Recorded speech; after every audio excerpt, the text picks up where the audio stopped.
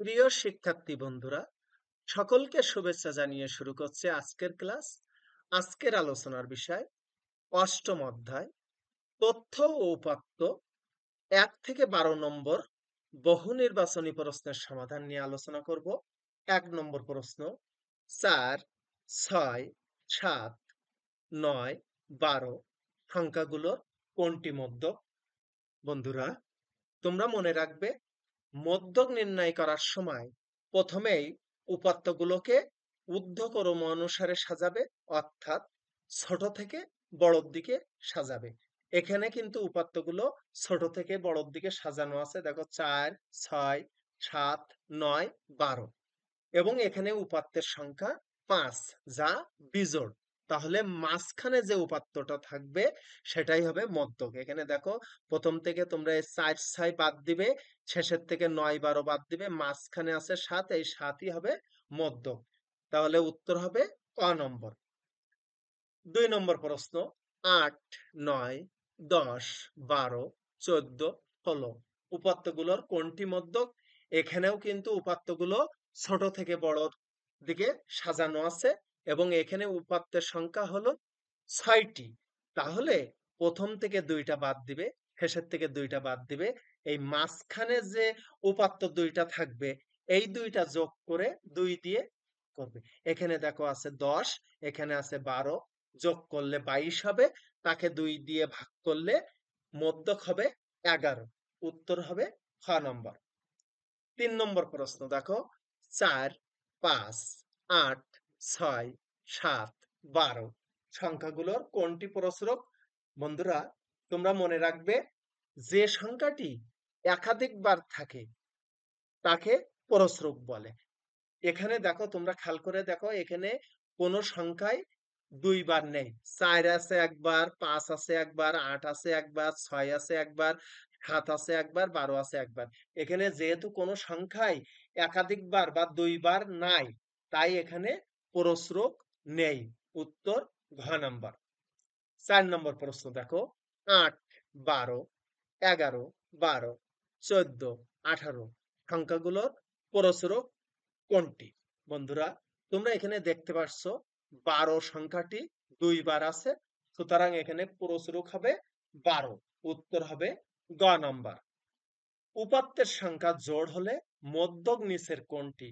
উপাত্তের সংখ্যা যখন জোড় হবে তখন মধ্যক নির্ণয়ের সূত্রটা হলো মধ্যপদদ্বয়ের গড়, অর্থাৎ মাঝখানে যে 2টা পদ থাকবে সেই 2টা পদ যোগ করে তাকে 2 দিয়ে ভাগ করতে হবে।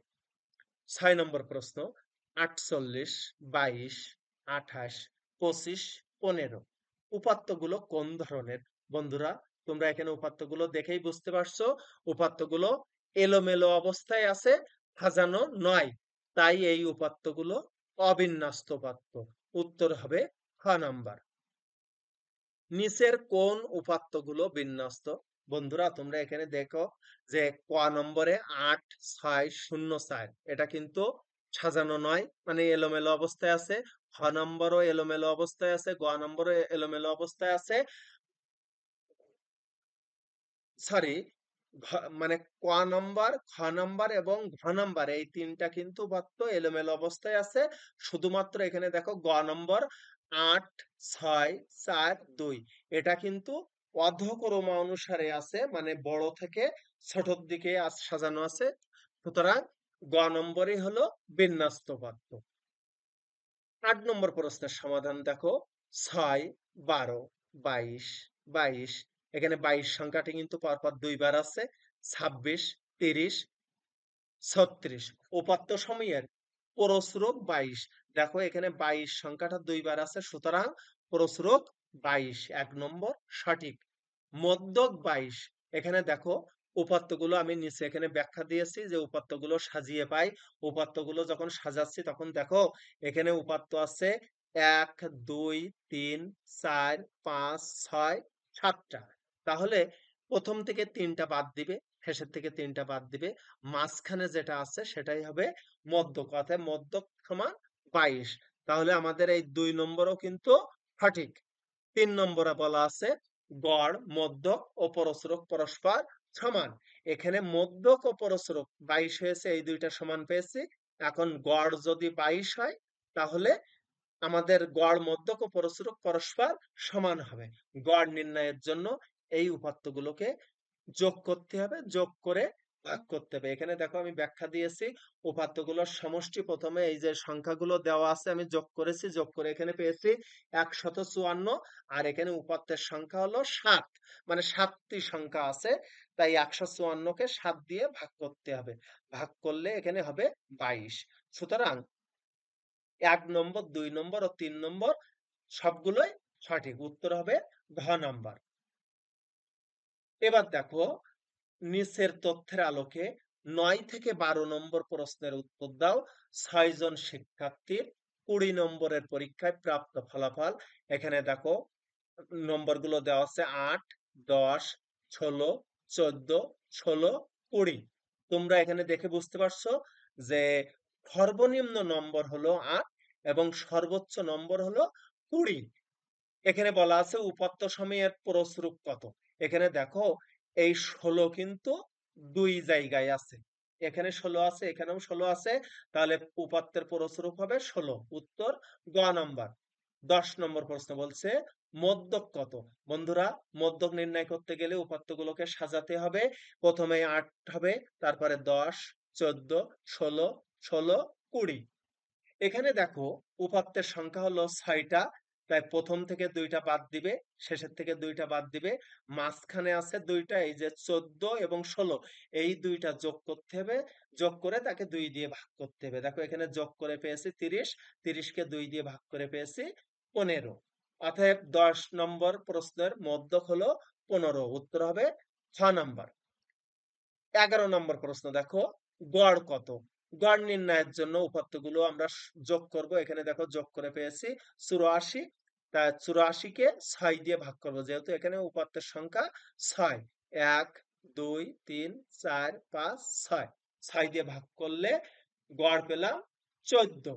তাহলে তোমরা মানে অ্যান্সারটা লিখবে যে 11-র গড় মানে হলো 14, খ নম্বর প্রশ্ন।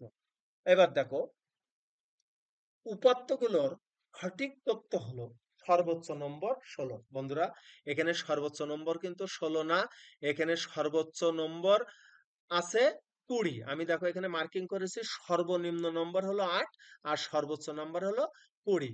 তাহলে কিন্তু আমাদের এই যে 1 নম্বর তথ্য এটা সঠিক নয়। 2 নম্বর আছে সর্বোচ্চ ও সর্বনিম্ন নম্বরের পার্থক্য 12। বন্ধুরা, এখানে সর্বোচ্চ নম্বর দেওয়া আছে 20 এবং সর্বনিম্ন নম্বর দেওয়া আছে 8। পার্থক্য মানে বড় থেকে ছোট সংখ্যাটা বিয়োগ করতে হবে, তাহলে 20 থেকে 8 বিয়োগ করলে আমরা পাবো 12। তাহলে 2 নম্বরটা এখানে সঠিক। পরীক্ষায় প্রাপ্ত সর্বনিম্ন নম্বর 40%। এটা আমরা সমাধান করে দেখব যে সঠিক কিনা। তোমরা জানো এখানে সর্বনিম্ন নম্বর 8, তাহলে আমরা এবার অঙ্কটার ব্যাখ্যা লিখতে পারি যে 20 নম্বর, যেহেতু 20 নম্বরের পরীক্ষা, তাই 20 নম্বরের মধ্যে সর্বনিম্ন 8 নম্বর।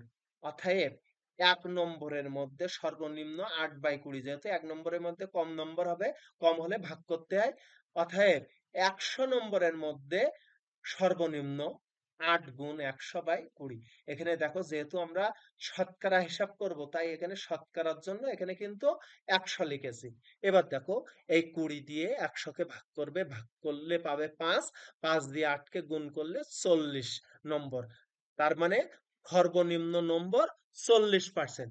এখানে দেখো 3 নম্বর ছিল পরীক্ষায় প্রাপ্ত সর্বনিম্ন নম্বর 40%।